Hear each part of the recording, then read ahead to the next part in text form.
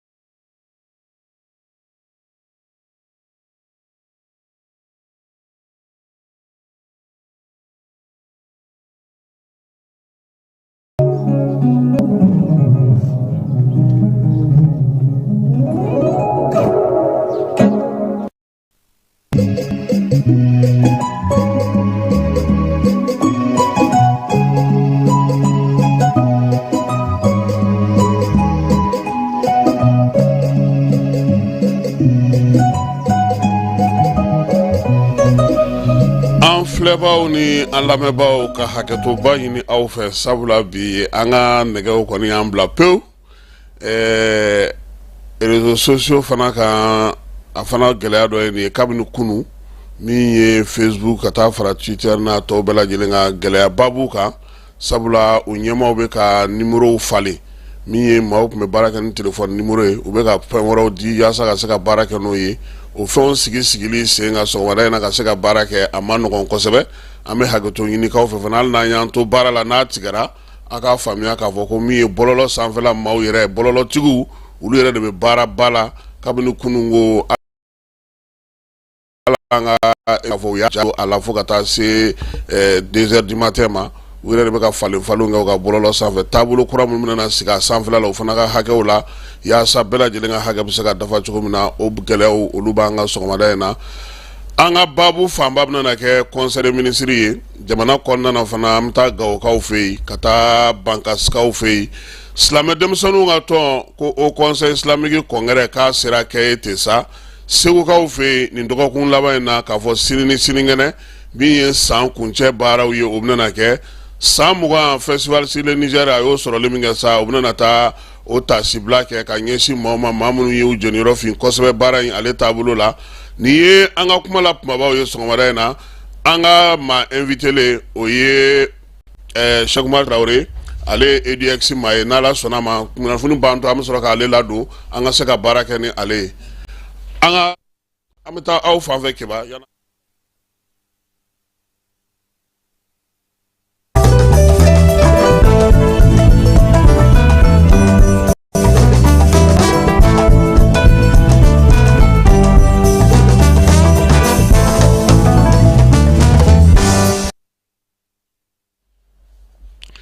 Ka bɛɛ lajɛlen fo ka bɛɛ lajɛlen waleɲuman dɔn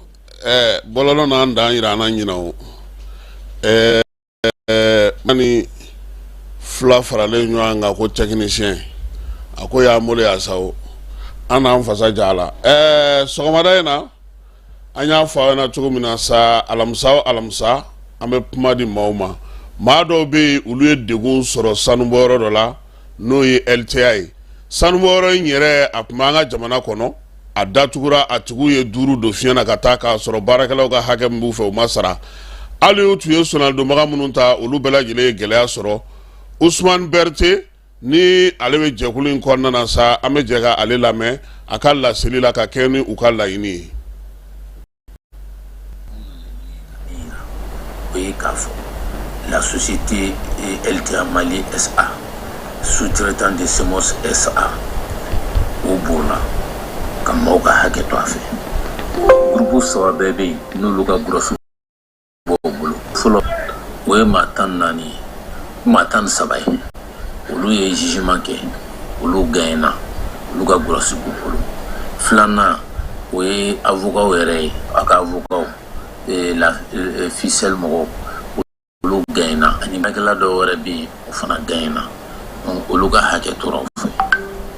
o tara o grosso to olu sendu ku blodo o mado o bu nyeshi joma o yoro be do nyona o mado be se ku yoro shi joma pour que ku ga hake o soro o bi ni gilayin kono ni asan woro e ta yoro te na yoro te o bu la ka do yoro aforo e ko a ogo wari LTA de kan asara LTA e join LTA tin société fana LTA taga bo Sud-Afrique kana nayi ayira la ko te sara bagaye o te nasara o ni o taga mafle procès do fleni no procès o be ka ma ki me flani biduru ne kono non concerné o fleni bibina ye si e cour suprême ga bolo ga justice la kanyeshi o société kili ani société mère fla o lu yo fara nyonga pour que ni doin na se ka warsara le procès Ousmane Berté et 258 autres. Bon, est-ce que nos procès kera aligno lu ka gain fin du fait que follow mu ya gain no lu ga procès bokolo lu sikle no chuga ma sor lu tara yado nous mu benina lesisa o est-ce que te ka fo espoir de créer oluye est-ce que olu fana tena sigo ski yoro kelene la nuka grossi yado olu kanga muke mukanga ke pour que akana ke oko unyona kelendo olu fana ta kana ke don nun ta kili la yini edne yado barakela mumbe ani faso de nombe gouvernement mina muke pour que kademe ke olu magase ko bla ko kadro kono munta banembe nuga grosu bula ni munta sera ka mun feret membe sekatike woni ni galite do ware parce que hakina laban bublo be ga ke comme si ne LTA yo war sarake o kololo ni semosi hasara LTA to la o kololo be se ka oite LTA kola semosi ni LTA nana semosi ba yoro semosi mana sara semosi de be se ka ta ko lu soro o ka yoro la o ka war minala donc e be se ka ke jamana ngono ni bulla ka hamo ka hake tuife ebe se ka ke chugo de ko jamana kelen ngono ke ebe se ka wuli ko ebe na dondo kana ne avoka wore ko kana ita draw yini draw be e o jamana kono wa baraka ro funa ko jenenu na soro gouvernement ka 18% mais semosi action kera no de ko do lo jenenu na o ka taka bolo ka wara lo fana tena yini ga gouvernement paralysé parce que ko lo ka war ko no fait les 82% o bu magonya yere nege ka bola ni transition ma minya na ko ma shite na no ko fa ko biska nyesoro sisa de atumai sisa de adoni ulasa mai alamagien anye autorité magien ka nyunu fe ka alamagien ou magien ka nyunu fo ka jo am jiki ko o ka jo faso don jiki ko o ka hakenyi ni ka so amba dogo Mali société cité seganike Sud-Afrique là Mali société cité seganike ka barake ne mawe ka mauka hake tu fe ka buri katara bi o société kele be ka avocat wora takana o kana aka drone aduntara ka mauka hake tu fe onale no ka drone ni ok ambo o gele ade kono na me ka wulele ma ke ka nyishi anga transition nyamoma ka debe yini ga bu fanfe o don jiki ala ni LTA barakelaw ye ulu kɔni be kiri la kiri mina fana ni kabako do sanu bɔyɔrɔ ka datugu ka taa ka tila ka taa k'a ka avocat sarabali to yan ka taa avocat kura wɛrɛw ɲini tuguni k'a bɛna a ka hakɛ ɲini Mali tribunal kɔnɔna na baarakɛlaw be olu b'u ka hakɛ sɔrɔ ayiwa komi u ko a ko bɛ tribunal la an na tribunal kɔnɔ parce que Mali la tribunal ka temps b'a bolo k'a ka baaraw kɛ yaasa bɛɛ lajɛlen bɛ se k'i ka hakɛw sɔrɔ cogo min na Gawokaw fɛ yen a yera k'a fɔ faraɲɔgɔnkaw olu bɛ sen na ka kɛ ni bi min ye sanji ye ale ye tiɲɛni min kɛ o de la sa sanji ji o kɛlen don ka sira bila ekɔliso 15 babolow fɛ sa olu kɔni caman mina na datugu soni bɛ gunzere baara gaberu olu bɛɛ lajɛlen bɛ Gawo kɔnɔna na u y'a yira sa k'a fɔ k'u ye ɲɔgɔn ye kɛ ɲɔgɔn ye in kɛ kun ye min ye académie directeur olu bɛ se ka fɛɛrɛ sɔrɔ cogo min ekɔliso minnu filɛ nin ye n'olu bɛ nin degun in kɔnɔna na u bɛ se ka kisi cogo min na ji ale fanga bonyali ma min n'ale bɛ ka sira bila kosɛbɛ Gawo ale ni Tɔnbukutu o marabolo kɔnɔna na ale Gawo ka kelenw fana fɛ hali bi Kiri tɔgɔla don o don gɛrɛngɛrɛnnen u y'o sigi sen kan nin kalo in tile 10 yaasa ka se ka sariya ko k'olu ɲɛfɔ maaw ye sariya bɛ baara kɛ cogo min ani jamanadenw bɛ se ka baara kɛ cogo min Gawokaw yɛrɛ fɛ sa tribunal min bɛ yen ale ye o don kɛrɛnkɛrɛnnen ta sa ka se ka o kɛ jo sariyaw lafasa don k'a kɛ o ye maa minnu bɛ yen ni degun bɛ olu kan bɛn ni kelenya bɛ se ka sinsin cogo di sariya bɛ se ka lasɔrɔ cogo di jɔn ni jɔn ka kan ka se ka wuli ka jɔ kɛ k'i ka hakɛw ɲini ni baaraw kɛ nin bɛɛ lajɛlen kɛra kumasenw senfɛ don kɛrɛnkɛrɛnnen ale kɔnɔna na avocat olu tun bɛ yen min ye avocat sans frontière ka bɔ Canada ka taa fara gerefa maaw ka sa olu de kɔni ye waleya in kɛ ni Gawo tribunal ye yaasa ka se ka ɲɛfɔli kɛ maaw ye halisa ko maaw ka dɔ fara u ka timinandiya ani u ka cɛsiri kan sabula nin waati na boîte kɔnɔfɛn fara fɛn wɛrɛw kan minnu bɛ feere an ka suguw kɔnɔna na k'u caman dun waati o tɛmɛnen don n'a bɛ fɔ a ma sa nanzarakan na ko date de péremption o tɛ wa n y'a fɔ ka ɲɛ ma segu ka fɔ ko min ye o datiw ye n'o ye k'a fɔ sisan k'a daminɛ janvier kalo tile fɔlɔ ka taa bila décembre kalo tile 30 la mangoro dɔ bɛ bila buteli dɔ kɔnɔ k'o tɛ se ka dun ka tɛmɛ o kan tuguni o fɛɛrɛ mun sigilen don bi k'an ka sugu falen don minɛnw na minɛn minnu bɛ yen bi n'u datiw tɛmɛnen don dɛ waati minnu fɔra k'an k'u dun k'o kɛlen don degun ye bi a ɲininen don bɛɛ fɛ sa maaw k'u hakili to dunfɛnw na fɛn minnu bɛ feere karayogow minɛn misɛnw fɛn minnu bɛ yen ni olu ye da dumunifɛnw ye buteli kɔnɔfɛn fara nɛgɛ kɔnɔfɛn kan n'o o ye sardine n'a tɔw bɛɛ lajɛlen ye ka taa se kɔrɔnɛ befu ni fɛnw bɛɛ lajɛlen ma hali mayonnaise ko maaw k'u hakili to u yɛrɛ la dɛ sabula lakɔlɔsili min bɛ senna bi Bamakɔ kɔnɔna na o ye k'a fɔ sa n'u ye nin da dumunifɛn ninnu ye k'u degun bɛ u la sɛgɛsɛlikɛlaw olu wulila k'u jɔ jɛkulu min bɛ yen n'o sigilen don nin baara in kama sa olu jiginna Bamakɔ suguw kɔnɔna na u ka sɛgɛsɛgɛliw senfɛ u y'a ye k'a fɔ ko yɔrɔ caman na kɛbama muso bɛ makɔrɔni feere dɛ a b'a k'a sɛti kɔnɔ k'a di denmisɛnninw ma k'u ka taa n'a ni pati dentifrices ni kirikaraw k'a da ka di 20 tɛ wa pati kɔni b'a kɛ 20 kɔni e kɔni b'a dɔn k'o tɛ ɲuman ye tuguni o mana tɛmɛ ka bɔ yen maa minnu bɛ o baaraw la ko k'a ɲini guwatigiw fɛ dutigi fara maa bɛɛ lajɛlen kan k'an ka hakili to an yɛrɛ la jɛkulu kɛrɛnkɛrɛnnen min sigilen don n'o bɛ dumunikow la kɔlɔsi n'o ye ANSA ye olu yɛrɛ fana ko nin waleya cɛjugu in kɔni bɛ yen bi dɛ ko yɔrɔ caman bɛ yen an ka duguw kɔnɔna na an ka butigiw kɔnɔna na an ka karayogo feere yɔrɔw la fɛn minnu bɛ yen ni olu kɔni dun waati tɛmɛnen don an bɛ k'olu sarada fa bɛɛ lajɛlen fɛ kɛnɛya tigilamaa dɔ ko nin bɛɛ yɛrɛ kɛrɛfɛ ko butelifɛn dɔw bɛ yen olu man ka cɛ ka kɛ plateau kɔnɔ ka yaala n'u ye koyi a dɔw ka ɲi suma de la nka anw b'olu cɛ ka tile bɛɛ lajɛlen binuba ka mayonnaise n'ale bɛ mayonnaise feere 150 boîte baraba y'o ye dɔw ye 50 ye boîte fitinin y'o ye a bɔra n'a ta yɔrɔ kɔnɔ o tɛ mansin ɲɛ sira la wa boisson fana b'a bolo boisson mugunin b'a bolo fɛn bɛɛ b'a bolo an b'an balo yɔrɔ de ɲini na aw minnu bɛ tubabukanw mɛn aw minnu tɛ tubabukanw mɛn n'a ye maa bila ka taa sanni kɛ k'a ka hakili to aw yɛrɛ la an ka suguw kɔnɔna na bi ko a minɛnw ka ca minɛnw bɔyɔrɔw ka ca minɛnw nayɔrɔw ka ca fɛn minnu bɛ yen n'an b'olu dun bi ko olu bɛ ka k'an ka bana caman sababu ye maaw k'u hakili to u yɛrɛ la sabula a bɛ ka k'an ɲɛna ko fɛn o fɛn don a ka jugu o bɛɛ lajɛlen ye ni fɛɛrɛ ni dabalima tigɛ nin na DNCC mɔgɔw olu wulila k'u jɔ ka wuli ka jɔ kɛ makɔrɔni dati bannen ka taa se nɔnɔmafɛnw ma fɛn minnu bɛ mara buteliw ni nɛgɛw kɔnɔna na sa ka ninnu bɛɛ lajɛlen salo k'a lajɛ ko wa k'olu bɛ se ka min fɔ k'an ka hakili to an yɛrɛ la an yɛrɛ k'an yɛrɛ kɔlɔsi Amara e nana ji buteli min ma kunna a bɔra mini e y'a dati lajɛ wa to k'a dati ninnu lajɛ sisan dɛ parce que n'a fɔra k'a bɛ dugu fan bɛɛ o korote ka nga koroboro anga butiki tigi fana beka beka nyuma fere mungara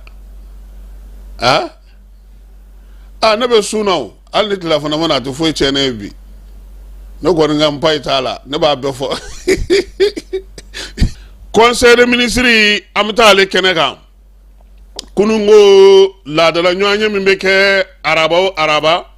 anyama ya no ministre ga nyoanye nyama ya tume general d'armée Assimi Goïta bolo jate mino kele kofesa kumala sigi kumna na kemunga oyeka sharia kisa ukuluta mumuna na sigi jamana konna na joro ko di mauma ministru ye bara munga no ye bara mun bolo da sa ka sika onyefo ka keni sharia kisa uluta fanvela yi mina sa ale la ininge conseil de ministre fait ko soni ndoro mi ye sente mauye uluka bara obna Kamaru no jora peu oba ya saka foko minye gouvernement yi ale ka nga barake yani gouvernement ka yani sente mogo kana ka buga singana finya bola uye sebenta sa mime ministry conseil de ministry alen jamana kuntiki ka ale ya maria aka barake ni ordonnance muye keba ni sente maute ka sebenta ko ka sharia kisai gouvernement abi yere ya maria ka sharia uta na sharia uta sa ka barake no ye yani sente kana ni sente na apta sente fe nga bara obesega keni ayesunu uyo dantike afodi mako ordonnance ni wale me talike mina sa yasa gouvernement ka bara kana jo mi ye chala tike jekulu ya ni faso ka bara ke robawla obesega sharia uta ulu konnana mawe bara mununge yasa ka soroke obesega taliko la mi ye bara ke law yere ka hake o dafaliko obesega taliko la fana kata fara Mali aleni jembi bolo ni nyama fe mununa nga ye kura kelen fara kane ko kalata ko fana bala kalata ka nga ka yoromi amanga ka yoromi yoromunu semina ukanga nunu nga buguda invara ka tesa we doke we fana buso ka bureau de vote soro fete o dantigelu gwarwana na yamaria ko ke yani sente ni alega ni barambe sira no jora yani kuraka damine gouvernement buso ka baraka te keba afodi mako ordonnance ministre mimbe ndikuna no ya on yeraga ministre ale sharia kisedo ta sa mimbe posu ale koka posu ibaro nga foni wati na musaka do be ka ngadi jien selege nani togola fereni de balim metika sa malibe sogo bara ka tugo mina sharia kisemu nga yerema ale yo sharia kisela nati ka yirasa ka fo hake mimbe jien konna na bi posu ko be kata dabolo munu fesa ka kena yeraga jamana kono tawye o bela jile musaka mimbe no ba ancien jien posu bela jile nga kola ko Mali ko akoni aka musaka o sara koi sawo same min sara jiye anyo sara yelama kura mina na do ala sa no e sara kura yin o be talike sa ka sega yira ka foko an yere ka conseil de ministre ale ka danfo anga ko ka chugo la amina na baraba mununge mi an yere ka posu fengo ye ka sega lafia do an yere ma chugo mina sara kse metaliko la ministre alhamdu ag ile ko ni sigira senga abna na to ani jamana to bela denga ka kunna mai anga ko uluka jugola conseil de ministre ama aye joro di mauma ha ministre so mbe beni kenya kuna no Ismail Wage ka ministre so e conseil technique do uye bara di oma o to ko Sidiba ale administrateur de service de sécurité sociale ye ministre so mbe anga jamana ni jamana ra tsra ina wata ma kuna minye Mali la sigiden sola shinga ofei uye troisième conseil no conseil sabana yota okera Amadou Gindo yi ale conseil des affaires étrangères yi ministre so mimbe nobe sana ele kalanguna ale ni nyini ni kuna nga jamana kono université o bolofarambe no oye université des sciences techniques ale ni technologie Bamagota o recteur kura uyo sigi okera Mahamadou Diakité yi sana ele kalanzo o école karamodo ministre so mimbe chifu nga ko kuna ni farkolo nyineje ale fana joro di ka conseil technique dota o Ibrahim Alpha Touré ale fana administrateur civil préfet ou to mado o fana kreve fana Baba Koulibaly o conseil des affaires étrangères joro dira o fana ma ministre mbe dugukolo ko jamana maraka maboli ko kuna sakata se adama donga ko ma ale fana chargé de mission kelenta o Ismaël Touré o ingénieur informaticien yi ministre ka bara bolodalu hugumu konna na nuka nga bara munun kesa ministre mime maraka mabolu kuna ale ni décentralisation ko kuna sanga jamana kono ale conseil de ministre la doniya ka yira ka fɔ ko baara min bɛ kɛ n'a bɛ fɔ ma ko cadre de concertation ye mun ye ministre ni parti politique fasodenw ka tɔnjɛkulu olu bɛ jɛ ka sigi ka kuma kɛ faso ale taabolo kan a y'a yira sa k'a fɔ ko min ye gouvernement kɔni ye ko a ye nin waleya in sigi sen kan yɛlɛmaba minnu kɛra jamana kɔnɔ ka se ka olu dantigɛliw kɛ san 2022 ka na se san 2023 ma chronogramme mun sigilen no transition ko la ko kuma in ye tali kɛ o la min ye ministre administration territoriale n'ale yɛrɛ ye premier ministre fana ye a ko ko dɔgɔkun tɛmɛnen min ye jamanakuntigi ka yamaruya kɔnɔna na conseil de ministre kɛlen k'a ka kibaruyaw bɔ ka bin ka ban ka lettre de cadrage di ale ma k'u ka baara kɛ yɛlɛmaba minnu bɛ yen ale ni baaraba minnu donnen no sen na ko hukumu kɔnɔna na sa ale kɔni ye parti politique président olu wele ale ni fasodenw ka tɔnjɛkulu kalo in tile 5 a n'a tile 6 k'o kɛra kalanso la kalanso min bɛ mara kama bɔli ale tɔgɔla katikaw ka sira la kuma tali kɛ min na sa o ye u ka ɲɔgɔn ye ka hakilila jigi kɛ baara bɛ se ka kɛ cogo min kuma ta ko filanan o ye mun ye kalata ale sɛbɛnw bɛ cogo di bi na an ka jamana kɔnɔ n'o ye révision liste électorale ye ale ni fana yɛlɛmaba minnu b'an ka jamana kɔnɔ k'u ka kumaw ye tali kɛ nin na ministre ko premier ministre ko sa ko kɛnɛ ka ye hiyɛ keba parti politique ɲɛmaa maa 199 k'o de tun bɛ yen parti sagana o sera 200 ma sa dɛ min ye fasodenw ka tɔnjɛkulu ta lajɛ sen fɛ ɲɛmaa 59 o yera kɛnɛ kan premier ministre ko sa ko jɛrɛ ninnu y'a to ale yɛrɛ ka se ka hakilina fɔ u ye hakilina minnu ni faso bɛ ka baara kɛ cogo min k'u hakilila sigi fana k'a fɔ gouvernement ale bɛ ka baara kɛ bi ni bɛɛ lajɛlen ye yaasa élection min bɛ se ka kɛ danaya ni kɛnɛya kan ani élection min bɛ kɛ basigi ale kɔnɔna na a ko ko min ye kalata sɛbɛnw ko ye premier ministre a ye ɲɛfɔli kɛ o baaraw la mara u bɛ ka baara kɛ cogo min na ani fɛn minnu bɛ yen ni degun minnu bɛ u la u ka baarako la jiko n'o ye sanji ye o ye degun min don baara in na sa o y'a to mɔnɔbɔ ko kura o dira u ma a y'a yira sa k'a fɔ ko kumaw bɛɛ lajɛlen kɛlen kɔfɛ ko ale yɛrɛ ye jateminɛ minnu kɛ sa o ye k'a fɔ conseil de ministre yɛrɛ kun jɛra n'a ye min ye kalata sɛbɛnw ko ka dɔ fara a kan k'a mɔnɔbɔ ni kalo 2 ye fo ka taa se février kalo ale tile 25 février kalo san wɛrɛ février kalo masa ko min ye kalata sɛbɛnw ye ko k'a ko to sen na fo ka taa so ma n'o ye révision de liste électorale ye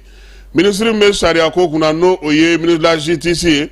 ale conseil de ministre la dɔnniya k'a fɔ k'ale bɛna jɛrɛ kɛnɛ dɔ sigi jɛrɛ kɛnɛ ye nanzaralakan k'o ye café des droits de l'homme ye a siɲɛ fɔlɔ o de bɛna kɛ nin ye jo sariya ka se ka o ɲɛfɔ bɛɛ lajɛlen ɲɛna sariya sunba min sigira an ka jamana kɔnɔ siginiden minnu bɛ o kɔnɔ baaraw kan ka kɛ cogo min na sariya ko ta nasira fɛ politiki ni sariya ka taa se maaninfinw ka hakɛw ma ministre so k'a bɛna nin kɛ barokɛnɛ ye barokɛnɛ min bɛna sigi yaasa ka se ka ɲɛfɔli kɛ maaw ye a ko sa ko min ye nin barosigi ye n'o ye café des droits de l'homme ye k'a lasigiba ye min ye o ye ka se ka faamuyali kɛ maaw ye maaw bɛ se k'a dɔn cogo min na sariya ale bɛ cogo min ye a ko dako fɔlɔ ye sa n'o o siɲɛ fɔlɔ bɛna kɛ ko o kɔni kun labɛn n'o ka bɛn o ye k'o ma kɛ ka ban décembre kalo tile 11 o kun tɛ kununko ye o bɔ jɔra sɛ monsieur le ministre a na kɛ o y'a kɛ kunu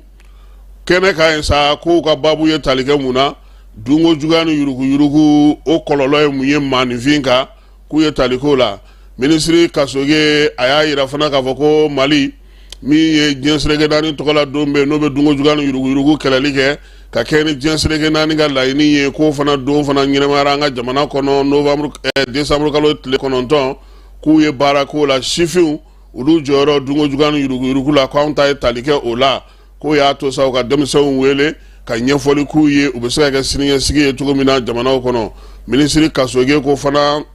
ko min ye foli kɛrɛnkɛrɛnnen ye o taara ka ɲɛsin maaw ma maa minnu ye baara kɛ yaasa dunko juguya ni yuruguyurugu a kɛlɛ bɛ se ka ban cogo min a bɛ se ka nɔgɔya cogo min na an ka jamana kɔnɔ dɔgɔkun kelen min sigilen don ko hukumu kɔnɔna na sa a ko k'a bɛna kɛ kalansen ye ɲɛfɔliw ye dugudenw ni bɛɛ lajɛlen bɛ se k'i ka tɔmɔta sɔrɔ a la cogo min na ministre min bɛ sirabanga ko kunna an ka jamana kɔnɔ ani ni mobili ko ka taa se yɔrɔbaw olu jɔli ma ale conseil de ministre la dɔnniya k'a yira k'a fɔ sa ko min ye Bamakɔ pankuru jigi kɛnɛ min tɔgɔ na Modibo Keyita la Senu ko ni Ala sɔnna a ma décembre kalo tile 19 k'u bɛna na pankurunjigi kɛnɛ in a bloc technique ana tour de contrôle k'u bɛna na o belebeleba jɔli baara kɛ baara in bɛ tali kɛ sa min ye jɛkulu min sigilen don avion so olu ka ko kunna o ka lasigi 73 k'a bɛ tali kɛ o ko hukumu kɔnɔna na min ye juillet kalo ale tile 26 ye san 2024 Wagadugukaw fɛ yen a kun laɲini kɛra sa ko min ye nin bloc technique ye Mali bɛ se k'o jɔ cogo min na Modibo Keyita tɔgɔla pankurunjigi kɛnɛ na san 2025 o de la sa musaka bɛ bɛn min ma sefa wari miliyari 4 miliyɔn 459 ko musaka kɔni de bɛna na kɛ sa yɔrɔ in a kan ka jɔ kalo 30 o de kɔnɔna na Bamako yan ka se ka bɛɛ lajɛlen mago ɲɛ farafinna a n'an fanfɛ bolo olu fɛ Mali de sugandira a kana kɛ ministre min bɛ denmisɛnninw ka ko kunna ani farikolo ɲɛnajɛ ale conseil de ministre la dɔnniya sa k'a fɔ ko ale mago bɛna na se gouvernement maaw ma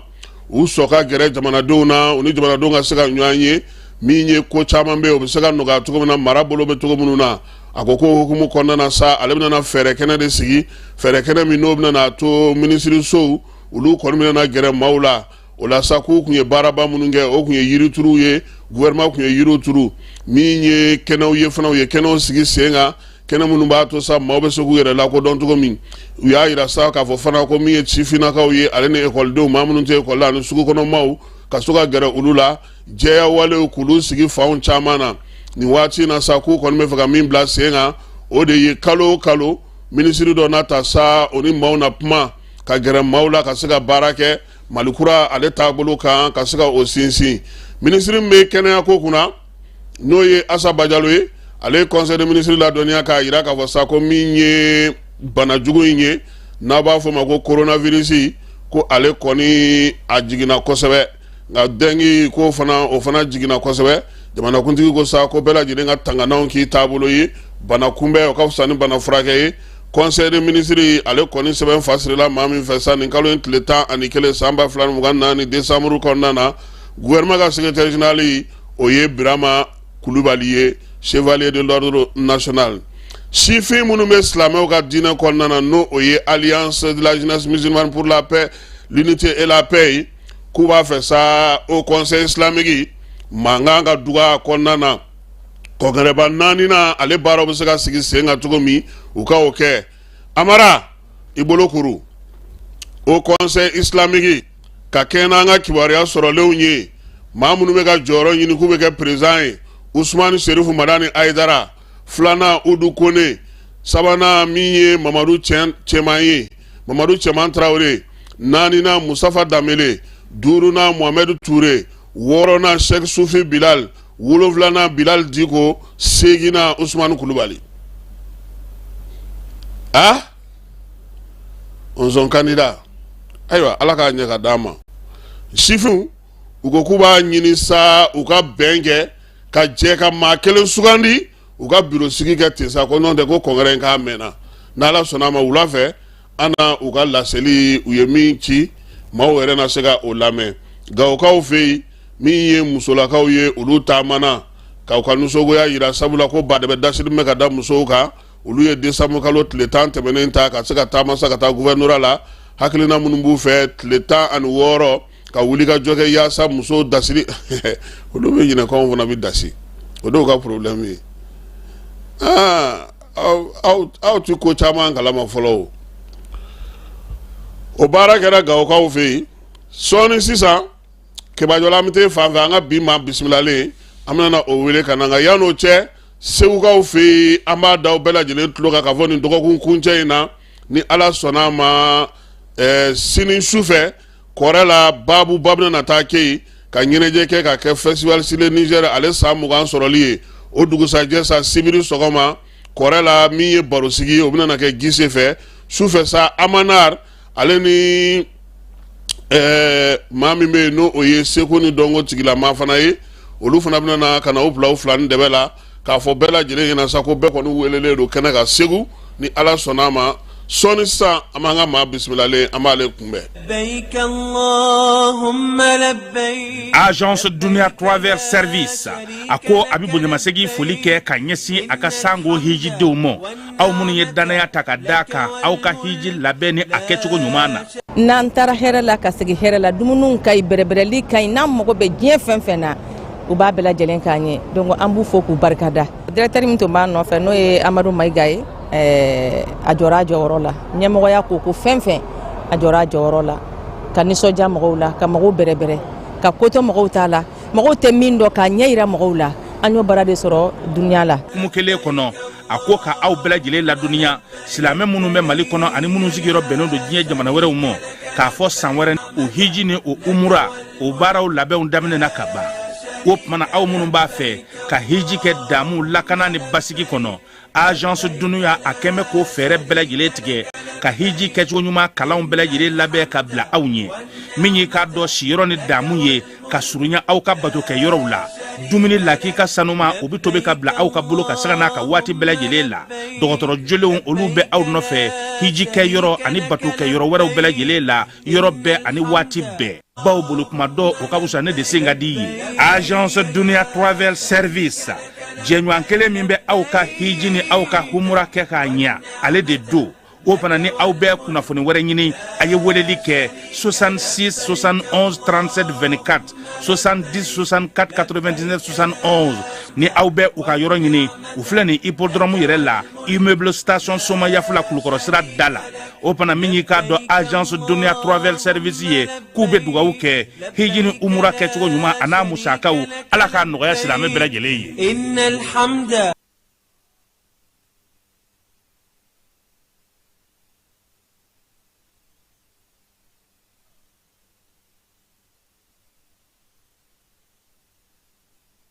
Et permettez à votre enfant de réaliser son projet d'études.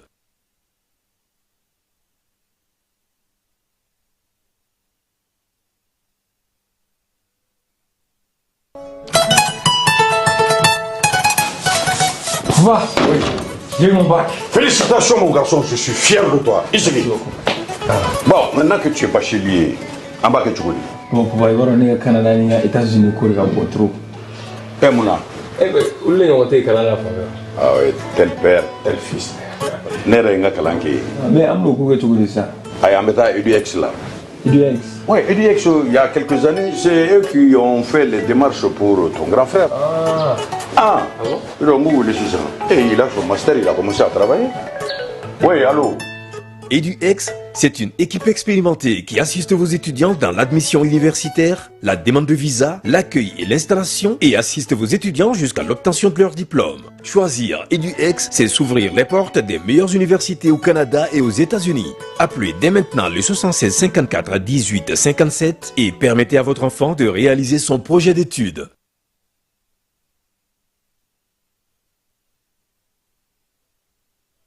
Doutri, ni wari dafara e passé daka kasira dinama sungalo e kungolo ati dugu wari ko dima fo dugu an dugu dum warata de o koni kuma tala sa e kasama moneto yi i yere ta sita sidi kan numéro flani wari ci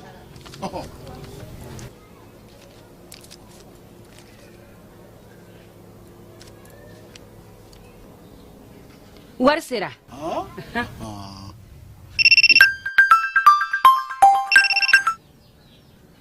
Allô? Ye wari sɔrɔ o ɲɛna tiɲɛ yɛrɛ la ko ni sama bɛ maa min ɲɛ ko n komi t'i gosi ngonga sama mɔnɛ i yɛrɛ ta a sɔngɔ ka nɔgɔn ni Mali wari ci sira bɛɛ ye dépôt ye fu ye wari bɛ ci fu ni application ye wa bɔ sara ye musaka fitini ye sama mɔnɛ ji ni courant bɛ sara n'a ye créditw bɛ ta n'a ye sanni feere bɛ kɛ n'a ye sama mɔnɛ nin y'anw maliyɛnw ta ye a y'a si filɛ ka nkalon bɔnda.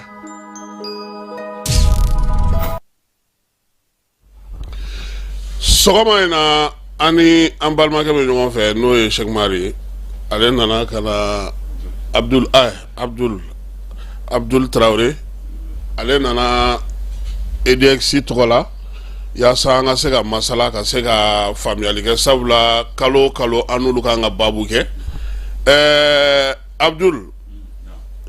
i bɔra yan nin y'a kalo kelen ni dɔɔni an bɛ se k'a fɔ ten kalo kelen ni tile 15 ɲɔgɔn na sɛnɛ an famana i bɔ wagati anw ye fɛn caman fɔ a ka ekɔliden dɔw taara wa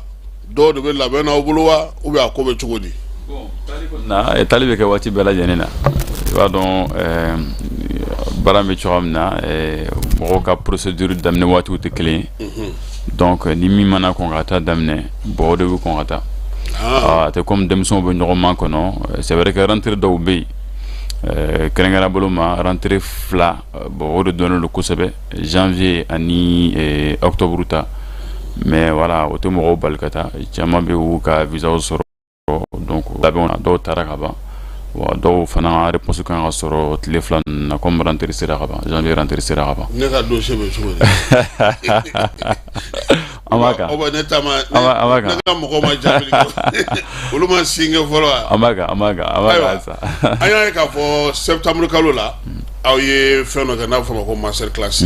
ale nafa ye jumɛn ye. Bon, master class est mis en français la malin généralement ma femme au séminaire donc formation de voilà master class est avec forme master class parce que généralement ni c'est do étudiant de ma université mon cas 40 niveau de là notre séminaire de do formation de do voilà donc formation de do ni c'est do et fin d'amanika femme quand c'est demson na fa ko sebe ngata États-Unis ni Canada sabu an ka baara jateminɛ y'a yira k'a fɔ tiɲɛ yɛrɛ la ni projet in tɛ projet mɔgɔ kan k'i kun don min na tantɔ f'i ka labɛn dɔw de sabati intellectuellement physiquement au niveau des connaissances et tout ça walasa i ka intégration ka se ka ɲɛ bolo kosɛbɛ ni sera yen nɔ voilà. mais aw y'a kɛ kun jumɛn na ani a bɛ nafa jumɛn ye aw ka kalanden tagataw ye nin waati in na. bon nafa ye min ye i bɛ taa sɔrɔ ni denmisɛnw taara gɛlɛya 2 de bɛ yen bakuruba la gɛlɛya 2 de bɛ yen o bɛ mɛn contre kosɛbɛ intégration niveau la i bɛ taa sɔrɔ o bɛ taa kalan yɛrɛ système ye min ye caman t'a faamu kosɛbɛ sabu an ka denmisɛnw ye kalan kɛ Mali la yan de bon ni mana première année fo ka taa bila terminale la bon i bɛ Mali système de dɔn ni taara ye système kɔrɔ dɔ de bɛ ɲɛ donc a ka kan i ka kunnafoni dɔw sɔrɔ a système kan walasa i ka se ka faamuya kosɛbɛ parce que ni mana école daminɛ yan nɔ ni bɛ Mali la yan n'i ye école daminɛ i bɛ kɔni jɔrɔna ko ye fɛn fɔlɔ min ye o de ye i ka se k'i ka kalan kɛ k'i ka moyen sɔrɔ nka ni taara yen i ka jɔrɔna ko fɔlɔ o de ye ka kalan kɛ ka moyen sɔrɔ nka san'o ka se yɛrɛ jɔrɔna ko fɔlɔ yɛrɛ min ye o de ye i ka se k'u ka système faamuya kosɛbɛ. ne ko nin yɔrɔ in na o an ka denmisɛnninw bɛ sisan kalan kɛ ka baki sɔrɔ a bɛ fɔ sa ko dɔw kɛra premier ni fɛnw ye o tuma na n'u taara yen u bɛ taa segin kalan kan kura ye de wa ou bien u bɛ taa bila ko parce que a bɛ n'a fɔ n'u taara anw ye min kɛ kalan na yan o jɔyɔrɔba ti y'a la de quoi. bon a bɛ dépend voilà a bɛ dépend i taga yɔrɔ la a bɛ dépend i ka moyens fana na donc o de la an b'a fɔ denmisɛnw ye u ka kalan kɛ kosɛbɛ. parce que n'i ye mɔgɔ ɲɛnama sɔrɔ kɔni problème t'a la fanba bɛɛ o tɛ segin kalan kan o tɛ segin u ka kalan kan voilà o tɛ segin u ka kalan kan segili bɛ se ka kɛ a bɛ se ka kɛ yɔrɔ min na o de ye Canada yɔrɔ dɔw ye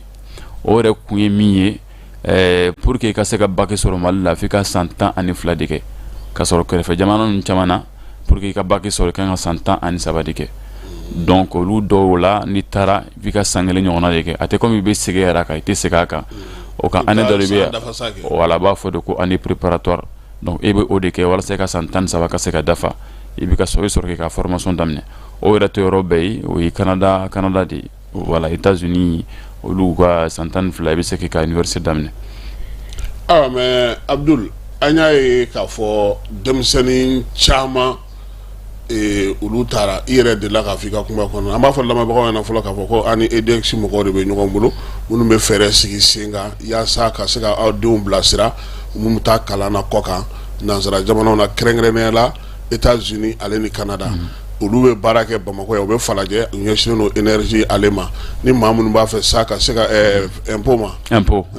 comme tu sais maa minnu bɛ fɛ sa ka kibaruya sɔrɔ ni jɛmukan in b'a to i bɛ se ka kibaruya sɔrɔ n'i bɛ fɛ ka taa hali anw yɛrɛ minnu ye balikuw ye n'an b'a fɛ ka anglais kalan k'an to Bamakɔ yan teliya la k'an ka baaraw kɛ u b'o fana kɛ jamana in kɔnɔna na nka ne de ka visa de b'u bolo kabini ko in daminɛ denmisɛnnin baden taara ka ne ta to halisa a ma ɲɛnabɔ Cheikh Umaru n bɛ fɛ ka yɔrɔ min dɔn sisan aw ye kalansen min kɛ master class in na a ye tali kɛ muni la a ye fɛn jumɛn de kɛ voilà fɛn min kɛra kɛrɛnkɛrɛnnenya bolo ma o ye ko fɛnba dɔ min bɛ an ka cidenw caman sɔrɔ an b'a fɔ o ma ko stress stress ka bon o ye ninnu sɔrɔ yan bi dɛ voilà stress ye m'a dɔn mɔgɔ caman o y'a bɛɛ don ɲɔgɔn na ka tila k'u hakili sigi voilà waati dɔw a ka kan u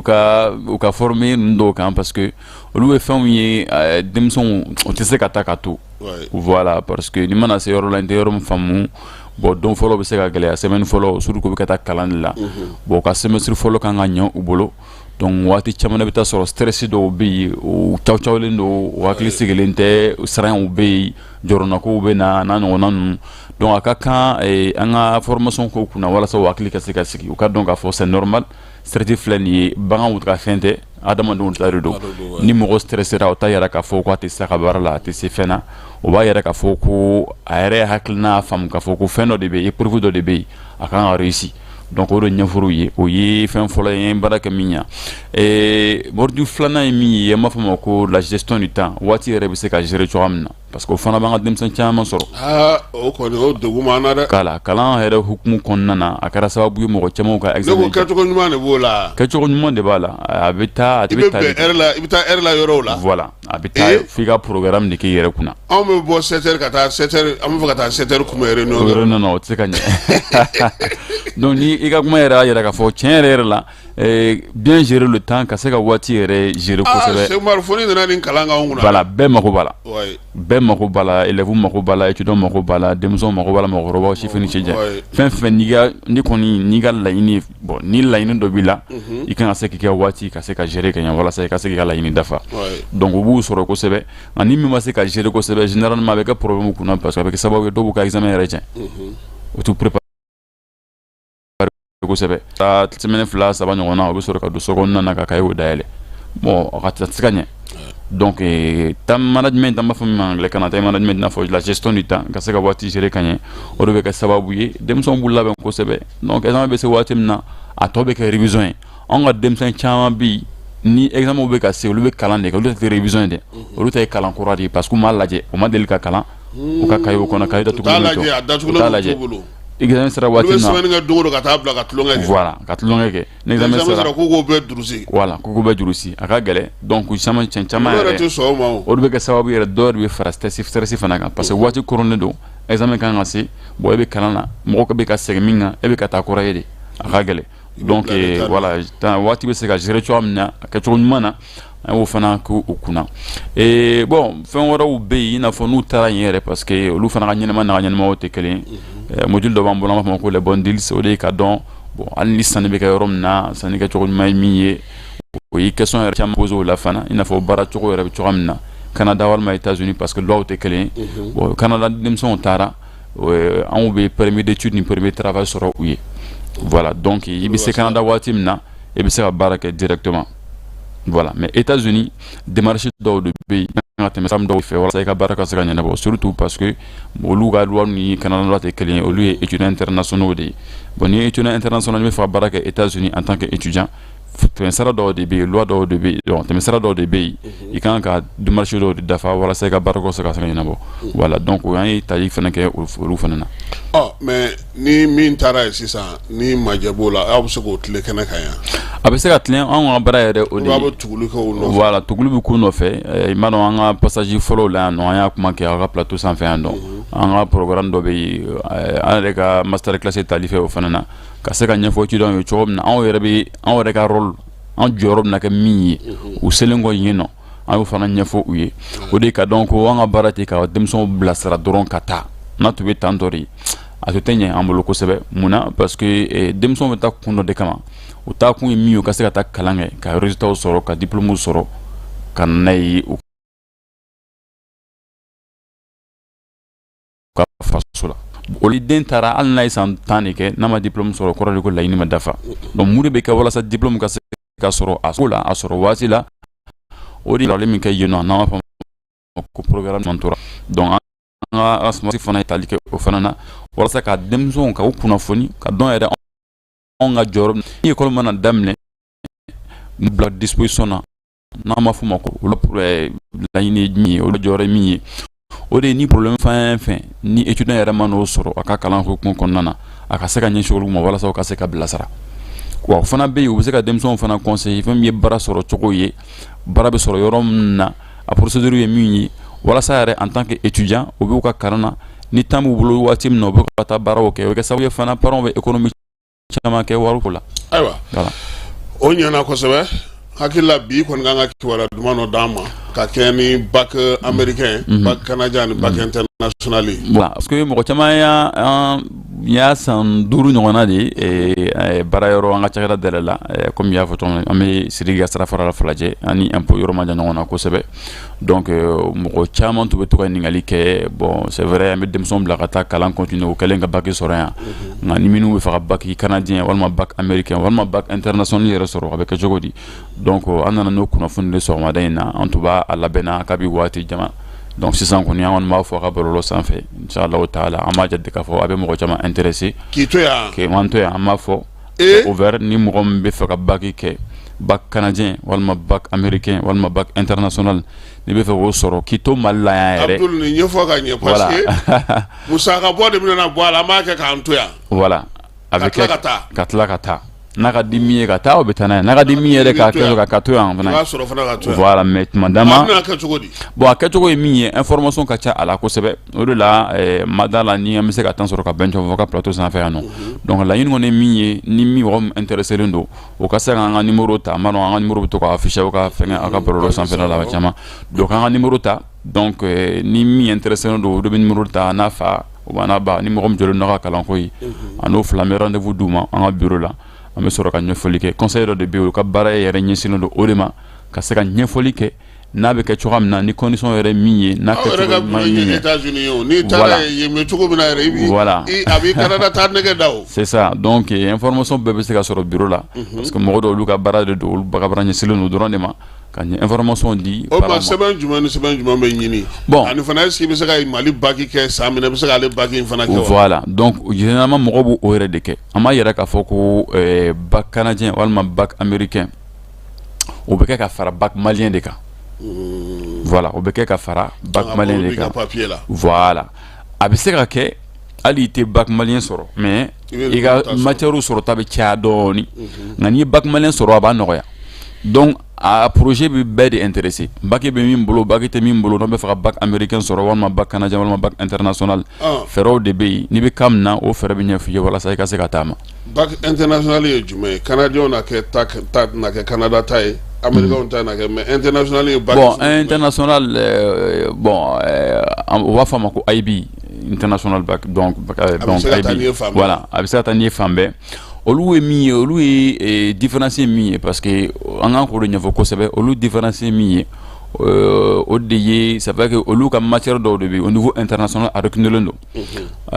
an tɛ fɛ ka an bɛ to k'a fɔ ka plateau sanfɛ an ko an ka baara tɛ ka an ka jamana système lagosi voilà o t'an ka laɲini ye mais i bɛ taa sɔrɔ valeur jamana dɔw bɛ yen ni sera yen ni bac international ye valeur dɔ de bɛ ka bac la a bɛ dɔn tiɲɛ yɛrɛ la parce que matière min don a donnen don jamana bɛɛ lajɛlen na bon k'a sɔrɔ Mali ka bac ye Mali ka bac de c'est vrai que jamana caman b'an ka bac de kɔni mais Mali ka bac o ye Mali ka bac de mais bac international a ka ca Ala fɛ i bɛ taa jamana fɛn fɛn na mɔgɔw b'a reconnu dɔrɔn donc a bɛ mɔgɔw ka kalanko yɛrɛ nɔgɔya internationalement bon nafa min b'a la o de bɛ se ka ouverture caman kɛ i n'a fɔ an fɔ cogoya min na a bɛ se ka ouverture caman de kɛ surtout ni a ma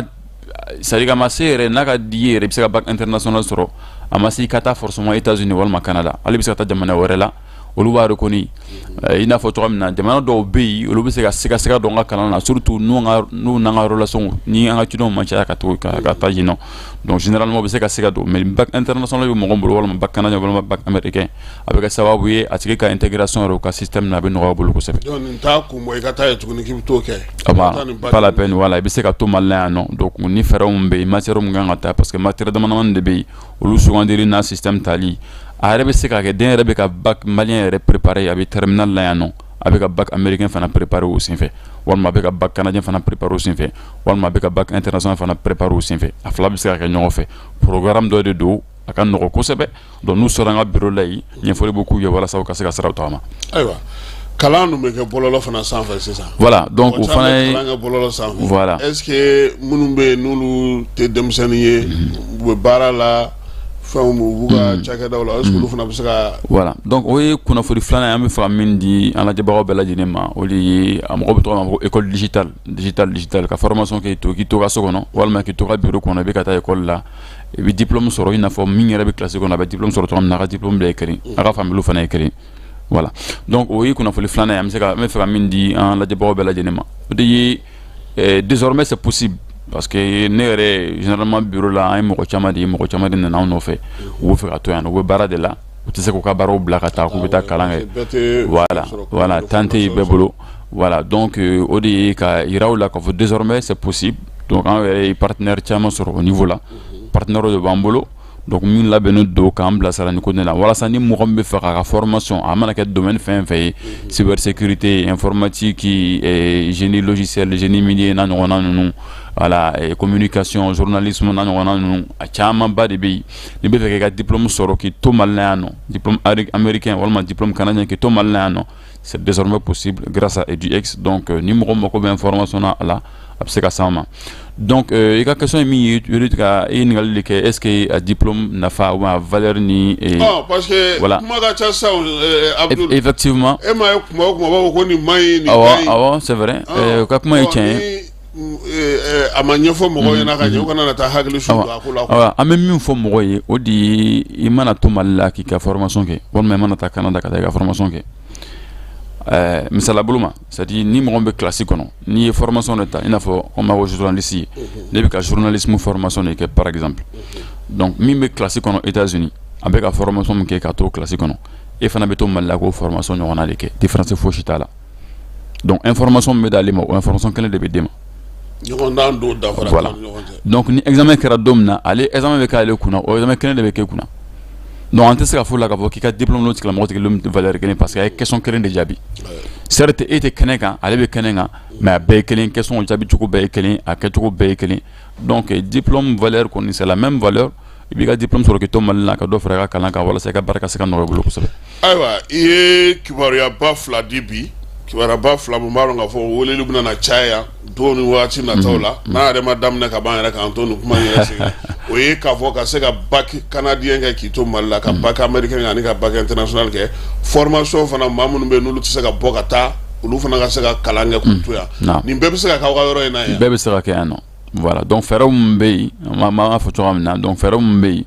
an ka conseil dɔ de bɛ yen an ka bureau la donc rendez-vous kɛrɛnkɛrɛn dɔ bɛ fixé walasa ni mɔgɔ mago bɛ formation la o ka se ka taa. a tɛna ne ta ɲɔgɔnna kɛ dɛ ka taa concours kɛ mɔgɔw kunna ka dɔw bin o ka dɔw fara o ka dɔnniya kan o t'ale la dɛ. non concours tɛ an b'a fɔ an b'a ɲɛfɔ ka jɛya a concours tɛ ni mɔgɔ min bɛ fɛ ka kalan kɛ dɔrɔn fɛɛrɛw de bɛ yen fɛɛrɛw bɛ yir'a la. mais ni mɔgɔw taara aw bɛ taa minnu bɛ fɛn dɔn minnu tɛ fɛn dɔn aw bɛ to. ayi non an bɛ yɔrɔ min na sisan n bɛ se ka min fɔ a ye ka da o kan c'est à dire an bɛ yɔrɔ min na sisan bɛɛ bɛ se ka kalan kɛ wa bɛɛ bɛ kalan kɛ. Mali la n'i taara université la i bɛ taa mɔgɔw ye san 20 san 2 san 30 i bɛ taa Canada walima États-Unis i bɛ taa classe kɔnɔ i bɛ taa san 50 mɔgɔ dɔw sɔrɔ yen san 60 san 70 chef d'entreprise dɔw bɛ yen cɛkɔrɔbaw de don o mɛn'u ka baara la a bɛ kɛ mɔgɔw ɲɛna u bɛ fɛn bɛɛ dɔn u bɛ t'u sɔrɔ classe kɔnɔ ni denmisɛnw bɛ ɲɔgɔn fɛ u bɛ ka kalan kɛ donc an bɛ yɔrɔ min na sisan sifin t'a la si jɛko t'a la ni mɔgɔ mako bɛ kalan na ni mako bɛ dɔnniya dɔ la domaine dɔ la dɔrɔn i bɛ t'i former voilà. ayiwa n y'a f'i ɲɛna cogo min na an n'a lajɛ kiba an bɛ t'e fan fɛ an bɛ sɔrɔ ka segin ka na.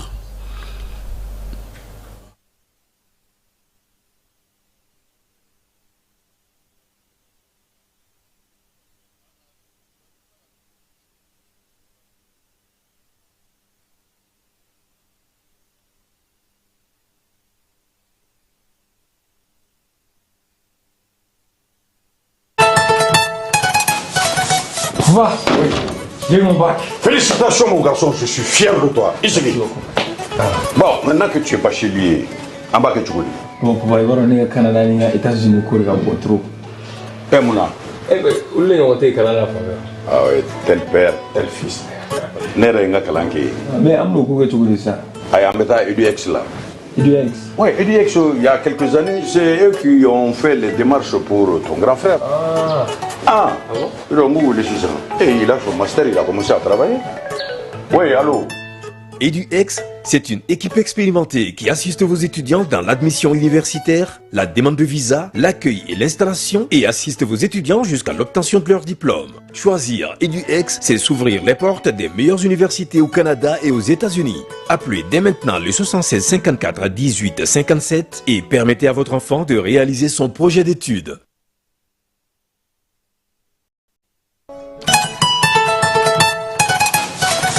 Va, oui. J'ai mon bac. Félicitations mon garçon, je suis fier de toi. Ici.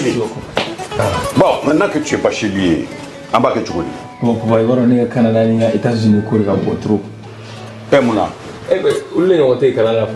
Ah oui, tel père, tel fils. N'est-ce pas Kalanké? Mais on est où ça? Ah, on est à EduX là. EduX? Oui, EduX, il y a quelques années, c'est eux qui ont fait les démarches pour ton grand frère. Ah bon? Et il a son master, il a commencé à travailler. Oui, allô? EduX, c'est une équipe expérimentée qui assiste vos étudiants dans l'admission universitaire, la demande de visa, l'accueil et l'installation et assiste vos étudiants jusqu'à l'obtention de leur diplôme. Choisir EduX, c'est s'ouvrir les portes des meilleures universités au Canada et aux États-Unis. Appelez dès maintenant le 76 54 18 57 et permettez à votre enfant de réaliser son projet d'études. Doutri, ni wari dafara est passé Dakar. Kasira dinama. Sungalo e kungolo ate dugu wari ko dima fo dugu an dugu dun wara ta de o koni kuma ta la sa e ka sama mone to yi I yɛrɛ ta sita sidi ka numéro filani wari ci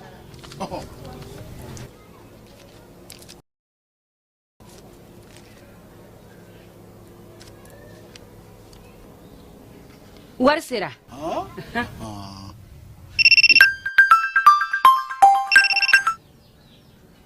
Allô? Ye wari sɔrɔ o ɲɛna tiɲɛ yɛrɛ la ko ni sama bɛ maa min ɲɛ ko n komi ti gosi ngonga sama mone I yɛrɛ ta a sɔngɔ ka nɔgɔ ni Mali wari ci sira bɛɛ ye dépôt ye fu ye wari bɛ ci fu ni application ye wa bɔ sara ye musaka fitini ye sama mone ji ni courant bɛ sara n'a ye crédit bɛ ta n'a ye sanni feere bɛ kɛ n'a ye sama mone ni y'anw maliyɛnw ta ye a y'a si filɛ ka nkalon bɔnda.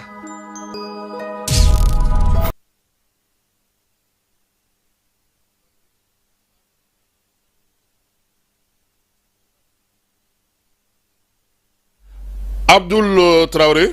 an bɛ segin ka na sa min ye aw ka kibaruya minnu bɔra ka di dɔw fana bɛ ka ɲininkali kɛ ko yalama ni mɔgɔ min b'a fɛ sisan ka master ta sisan en décentralisation ninnu ɲɔgɔnnaw qu'est-ce que k'olu bɛ a la an ye ɲininkali kelen min sɔrɔ. An b'a yira k'a fɔ ko vraiment an ka module filière de formation ka ca États-Unis ni Canada ni waati in na filière de formation o bɛ taa ba 10 ɲɔgɔnna na a tɛ se ka jate minɛ ka da a b'a bɛɛ kɔnɔ I ka teli c'est-à-dire que formation fɛn fɛn n'a mana kɛ maliyɛn ye a bɛ sɔrɔ yen généralement formation de b'olu fɛ n'u t'an fɛ yan n'o tɛ an k'an bolo yan nɔ n'a bɛ se ka kɛ formation maliyɛn I bɛ taa bɛɛ sɔrɔ yen université bɛ yen yɔrɔ kalayɔrɔw bɛ yen a filière bɛ yen n'a niveau bɛ yen voilà sisan min ma fɔ o y'a musaka ko de o bɛ kɛ cogo di bon musaka ko ça dépend donc an ka système min ye o de ye an t'an da don musaka la sisan surtout fodi nana parce que a ka kan taa ni sɛbɛn jumɛn ni jumɛn ye bon pour l'instant pour un premier rendez-vous I mago tɛ document fosi la voilà parce que rendez-vous de don an bɛ consultation de kɛ consultation kun ye ka dɔn I yɛrɛ mago bɛ min na I ka niveau jumɛn di I mago bɛ formation jumɛn de la ka kɛ sira jumɛn de fɛ bon n'an tilar'o la bon a y'a dɔn cogo min na ko ne ka anglais ko ti ten an bɛ ɲɔgɔnna kɛ mɔgɔw la c'est ça donc voilà consultation de don donc an b'a lajɛ effectivement n'an bɛ se k'i dɛmɛ n'an bɛ dɛmɛ ni sira min fɛ bon o bɛ ɲɛ f'i ye bon musalaka bɛɛ bɛ f'i ye o waati la comme ça an b'a dɔn an ka baara min k'i ye o dɔnnen don musalakaw bɛ f'i ye maintenant n'an mana fɛn fɔ sisan nɔ ka sɔrɔ bon a bɛɛ t'a k'a kɔnɔ a bɛ gɛlɛya dɔɔni ayiwa a ka d'an ye I ye kunjɛ min ye o de an ye kunnafoni fila min di donc o de fɔlɔfɔlɔ min ye ni étudiant min bɛ Mali la n'a bɛ fɛ ka bac américain walima bac canadien bac international sɔrɔ donc a ka dɔn k'a fɔ désormais EduX bɛ yen donc voilà mɔgɔw b'an dɔn kosɛbɛ mɔgɔ min t'an dɔn o de ka dɔgɔ kosɛbɛ Mali la donc n'o tɛ min ye kalan ye poursuivre les études à l'étranger kɛrɛnkɛrɛnya bolo ma États-Unis ani Canada étudiants b'an dɔn parents yɛrɛ b'an dɔn kosɛbɛ bon donc caman bɛ to k'an contacter caman contacter voilà donc o ye Formation mais c'est désormais au Mali pour avoir le bac américain, le bac canadien avec le bac international. Le bac est ça va. Donc après ça qui est mal là non. Donc on a encore une formation là. Donc on a un numéro qu'on a affiché d'ici peu. Donc numéro bêta 76 54 18 57. Donc nous voulons les sur mes informations du rendez-vous le dimanche et ni conseil avec moi musaka be fin ma be fi donc y ko na funu folay aflana mi odi mo mo rebe barala ni tanku to bolo ko sebe parce que ni mo ko beta extérieur la gele adama no me se ka présenter odi tanku a folo folay aflana on fait na procédure wati do bon avec dépend mo te clé procédure be se ka dien tout ça be se ka ça va be ka to décourager donc ni mi yere tali ko voilà ni mi yere voilà ni ta côté mi kono yere pefe vous parce que barad là ou bien kada kungreka bon mi se ka mi fo di c'est désormais possible qui ka formation qui to malano et bi diplôme soro a valeur ni mo dari mo mi kalange kenen kan no abekeli donc des différences fo là donc bi se ki ka formation qui ka bo ka fo kalama qui ka baraka jogo donc qui to malna donc on peut se casser ni qu'on a fait flander quand même il faut comment qu'on de ka faut ko sebe voilà ka félicitations for anga journaliste bama on donc bon on a suivre l'os avec avocat décoration kera ko sena donc félicitations on va ka faut ko ini kam ko bara vraiment malin on ka suit donc on be faut ka walma donc malira to la fana voilà on mi yaw dewi on fana nyabawla et ça fait toujours plaisir. Voilà, ni ñebi fala ka récompense soro bon ça donne du courage pour que enfant ka se ka do franga baraka toka voilà donc ami famille mali on fana fo